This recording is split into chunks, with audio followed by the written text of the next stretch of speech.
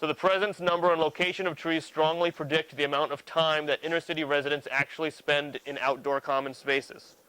You know, it's kind of being drilled into you, but the overall goal is trees and green spaces are good. Paved, broken down, empty lots are not good, right? And what did we do yesterday in Central Falls? We planted 14 trees in what looked like an empty, broken down lot, which will have shade and trees and a place for kids to go outside and play and improve the overall quality of the life of the children and the community.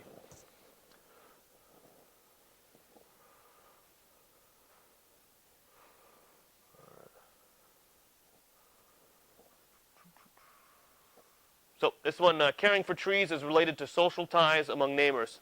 So if you have trees in your community and a number of people in your community have gone through the Rhode Island Tree Council's tree steward class, you know, you and your neighbors say, let's go outside and care for our trees.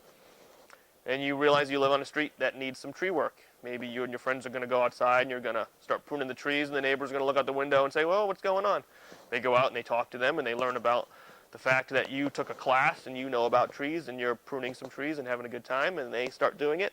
And they tell two friends, and they tell two friends, and then everyone is involved in taking care of their community, and everyone knows everyone. They find out that people have the same, you know, maybe the same hobbies and interests, all because someone wanted to go out and take care of the trees that are in their property. If those trees weren't there, maybe that type of interaction wouldn't have existed.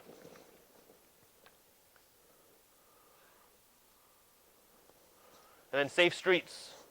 If you're driving down a road and there's no trees, right, statistically and maybe just intuitively, you're going to drive a little bit faster because it just, the sense of it goes a little faster. If there are trees in the road, and if there are more rural roads, things to look at. I know it doesn't happen all the time on 102 and things like that. People still drive fast.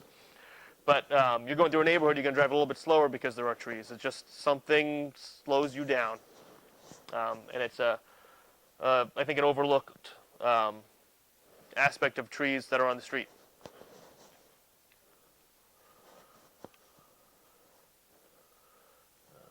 So this is kind of the first one. The public judges communities having vegetation-bordered roads more positively than those that do not. I used to live in New Jersey, right? Everyone thinks, what do you think about when you think about New Jersey?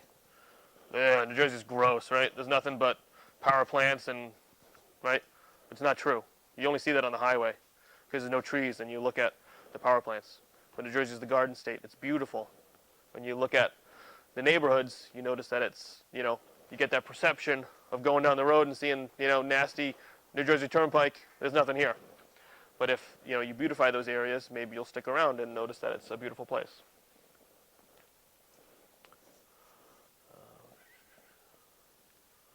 So this is a good one right here. Far less than 1% of U.S. car crashes involve a tree on an urban street. So everyone that complains about trees being hazards and trees being obstacles for cars to run into and things like that, of all the crashes, less than 1% is because someone drove into a tree. So it's kind of a non-issue when people bring it up.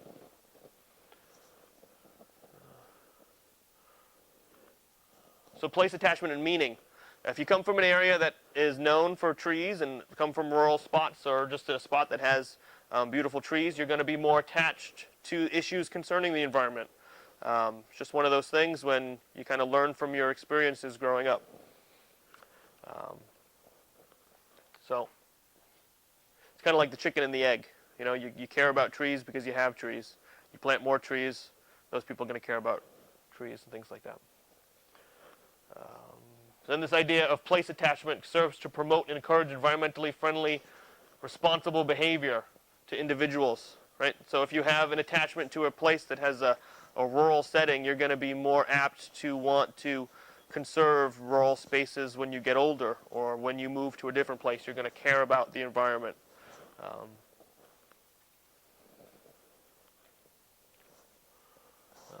And this can actively engage you in pro-environmental behaviors. You guys are all here for a reason. I hope it's not because you're told you have to be here. But you care about the environment. You want to learn more about the environment. And hopefully when you grow up and become adults, you're going to have that within you. And it's just going to be part of your life that, you know, kind of what you learned about when you were young kind of guides you as to who you're going to be when you're an adult. And it's the same thing when you grow up in environments like this, you know.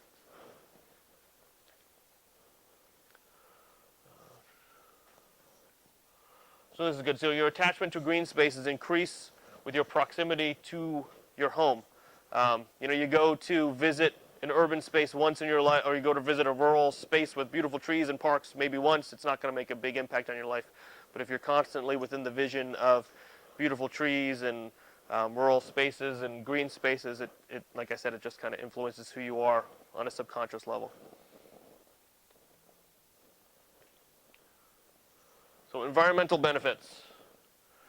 Trees provide numerous environmental benefits to the environment. Like I say, they are part of the environment. They're not something that humans created. We didn't make trees. We didn't decide that we needed to put trees here to make the world a better place. We cut down a whole bunch of trees and have realized that we need to start putting them back to bring it back to what it was. So it's the goal of foresters, landscape designers, environmental scientists, anyone in the environmental world, to rectify the loss of trees and the global threats that put trees in danger, threats like pests and diseases, expansion of communities, things like that. So it's funny when you talk about benefits to the environment. Trees are not an amendment. They are supposed to be there. So when we talk about benefits on the environmental level, it's just fact. It's kind of like fact of life. Trees provide wildlife habitat. Parks and open green spaces provide habitat for biodiversity of animals and birds, and that older park cemeteries often contain rich clusters of wildlife. Tree canopies reduce soil erosion. They diminish the impact of raindrops falling onto the ground, and that tree roots spread at the rate at which rainfall infiltrates the soil. They filter water toxins, so they act as a natural filter when water comes out of urban areas or areas that are polluted. When the water goes down, they go through the tree roots. They suck up all the bad stuff, filter out the clean water that goes out into the aquifers, which goes into the water that everyone drinks. They absorb carbon dioxide. This is the big one. Obviously, everyone talks about trees and carbon storage. And that during a storm, canopy of the root systems act as a sponge and a filter, cleaning up the water for the major floods. We're starting to get more floods because of the nature of climate change and everything that's happening, but because of the areas we live in were once forest. They say before Native Americans were here and before people started cutting down trees, a squirrel could go from Scarborough Beach to the Mississippi River without touching the ground, just on the treetops. Now, obviously, they can't do that today. And that forested areas are less prone to flooding and soil erosion. All the big floods that happened in Warwick and Cranston and all that didn't happen in the forest. They happened where forests used to be, where the water was going to go anyway. But now we live there, so we got to figure out a way to stop that water. We're getting a lot harder now. Does anyone know what kind of tree this is? Someone who's not a teacher. Know what kind of tree this is? It is a birch. Throw out a color. Yellow. Yellow birch. Good job. It's hard to tell with that projector. Yeah, everything's yellow on the projector. And these trees are all trees that are on the, there was a list of trees that you guys have to know, or suggested you should know. I don't know if you're aware of that. I saw it on the website as well. I don't know. List that in their syllabus for forestry that constitutes about 50 different trees. Okay. And most of them are all on that site. And we do have a bonus tree, usually is something that's not on the list. Okay. Like a non-native tree that might be. Could be anything. And these pictures, I don't know, does anyone have an iPhone? Raise your hand if your iPhone uses. Woo! You can download an app called Leaf Snap, or Snap Leaf, I forget what it's called. And then you can, so these pictures, the ones with the black backgrounds, are all from Snap Leaf or Leaf Snap, I forget what it's called. But if you find a tree and you don't know what it is, take a leaf, you put it on a white background border or a solid colored background, take a picture of it, and it does like a face recognition. It'll tell you what tree it is. Yeah, I mean, it'll get you within it'll give you a suggested list. There's another one with the New England Wildflower Society called Co-Botany. Mm-hmm. So you can utilize that site too. Yeah. One more of your learning objectives is to understand the costs associated with urban and community forests. And you're like, costs? What costs, right? What? We're just planting trees, we're having a good time. There's no such thing as a free lunch, right? Everyone says that. And I just did.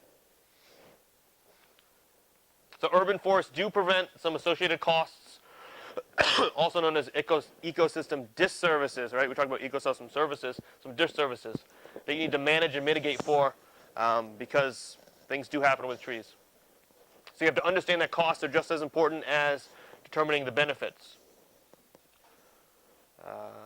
So cities have to invest in personnel, equipment. They got to buy gasoline for their chainsaws, for their trucks, for other maintenance necessities. And then in study said in 2007, the national average for annual expenditures was $20 per public tree in your city, which was, it seems like a lot of money, and it is, but it was 0.5% of the total budget was allocated for tree care. And most of that was 30% was for pruning, 28% for removals, and then 14% for planting. So you see planting is the cheapest thing. People don't, or the lowest amount spent. People don't plant trees as much as they take them out. So carbon dioxide and other pollutants as a result of maintenance activities. When you're cutting down trees, just like anything else, you have your trucks running, your chainsaws leaking oil, all that kind of stuff. So those are pollutants that are in there. Trees generate litter, falling fruit and pollen. There are a lot of people that don't like trees because they have to rake them up. Things like that can get people upset. They protect habitat for undesirable species of wildlife. Sometimes people don't want some wildlife around them. And they can damage buildings and infrastructures. The trees can fall on your car. They can break a window in your house, things like that. And some people think tree maintenance is costly and time consuming. So, made me think of like a liability thing. If it's a public tree and it falls on your house Yep. and breaks something, does the municipality have to carry a special insurance rider or something related to their public trees? Yep, they'll usually, I think they're probably mostly self-insured, and they cover the costs of maintenance. I don't know, John, when something happened in Providence and it fell on a car, did Providence most of the time always pay for the damages? So damages for the vehicle themselves, the insurance company, you would pay for it with your insurance. So your homeowners or your car insurance would pay? Yeah. Just gonna grab some water.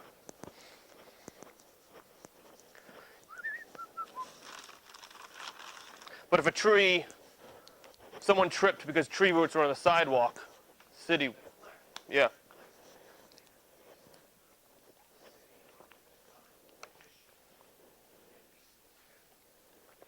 So like the sidewalk is lifting because of a roof fall? Yeah. The city is?